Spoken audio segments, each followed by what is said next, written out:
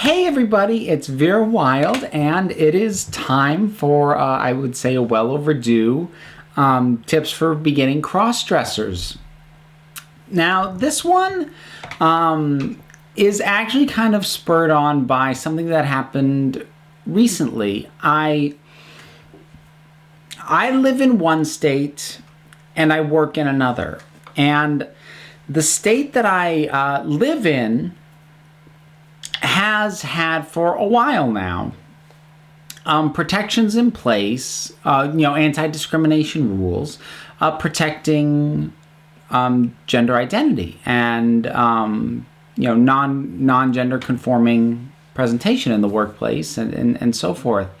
However, the state in which I work didn't until recently. They actually just recently passed it, and that goes into effect relatively soon. And it occurred to me that I hadn't ever spoken about what protections, if any, are in place for people who present or would like to present either part-time or full-time, not as the gender they were assigned at birth.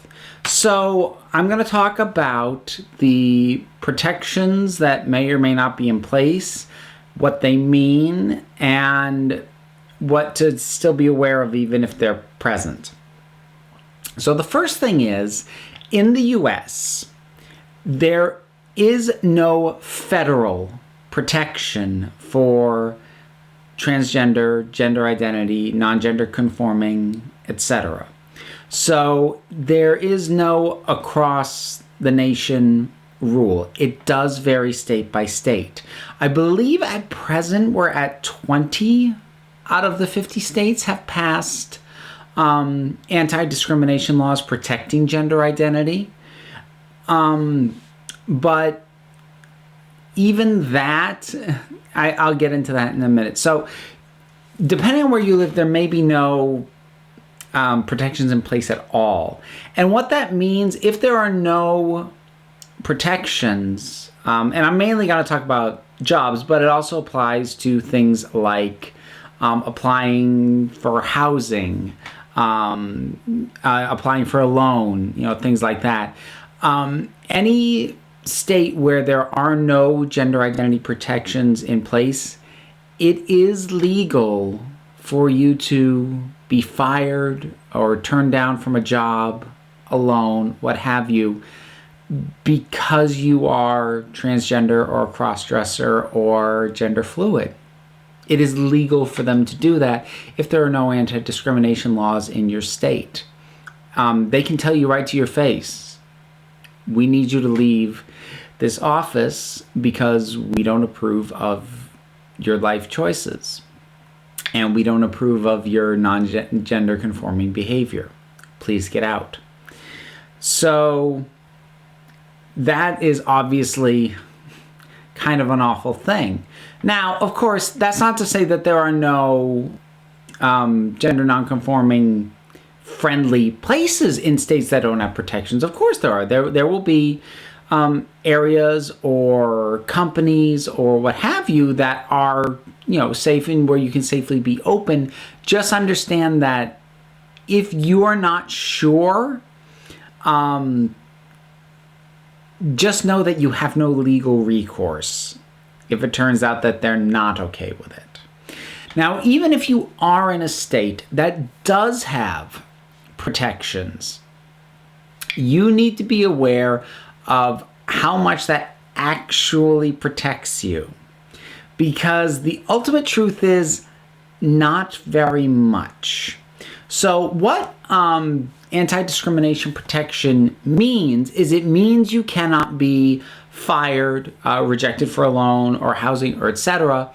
because of whatever the anti-discrimination law is against. So, long-standing one was for, physical sex, male, being, it was basically, women who are being discriminated, race, religion, and now assuming that you're in a state that has gender identity protection, they're not allowed to fire you because of any gender nonconforming behavior. That doesn't mean that they can't fire you at all. Because the thing is, unfair dismissal and that kind of discrimination is really hard to prove. So you could know in your heart of hearts that you were let go because you made people uncomfortable at your place of work because you came in a dress and with makeup or what have you. But if they didn't say it, if you can't find an email, documenting that they fired you in response to somebody complaining about that specifically, like if you can't find that, you're kind of doomed. And something you need to realize, and this is something I know because I used to be with someone who was in HR. If a company wants to get rid of you, they can find a quote unquote legitimate reason to do it. So which sort of brings me to the fact that even though the state that I work in is going to be adopting anti-discrimination rules, I'm not planning to be out at my job because I know that legally they're not allowed to go, oh my God, look how he came in dressed, fire him now. But what they can do is go, oh my God, look at how he's dressed. We have to get rid of him. Quick, start combing through his, productivity, any, warnings that have ever been issued. Just scour through everything and find a fireable offense. It's not that hard. Depending on the position you're in, they may just be able to eliminate your position and call it downsizing. They can look at, maybe goals that you have failed to meet and come to some conclusion of, well, you're not matching expectations. We feel you're not the best fit. They can find a reason. That is a legitimate reason. Unless you are a perfect employee, and let's be honest, most of us aren't, then if the people who you answer to at your job aren't comfortable with something like this and want to get rid of you, they can find a legally allowed reason to do so.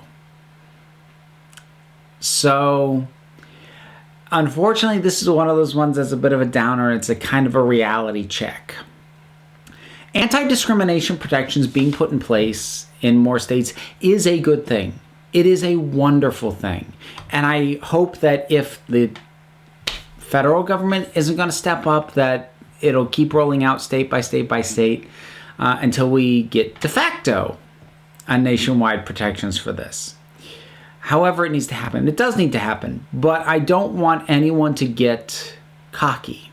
I don't want you to think that you now have a shield. Because you don't. You have recourse against something that any intelligent employer wouldn't do, which is to fire you for being non-gender conforming and making it clear that that is why they were doing it.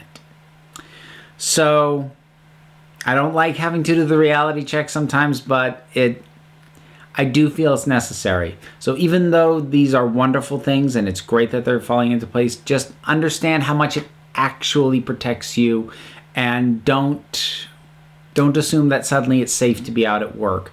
Gauge that off of what is your workplace actually like. What are the people you work with actually like? And be realistic about that, and don't hinge everything on whether or not there are protection laws in place. So that'll be it for this one, folks. Thanks so much for tuning in. Anything that you have questions about, if you want to reach out to me, you can send an email to verawild@gmail.com. I'm on Twitter. I have another YouTube channel where I actually present masculine most of the time. So if you want to hear me rant about Star Wars or Doctor Who or things like that, there's that as well. There's going to be links for all this stuff down in the description. And thank you so much for tuning in, guys. So until next time.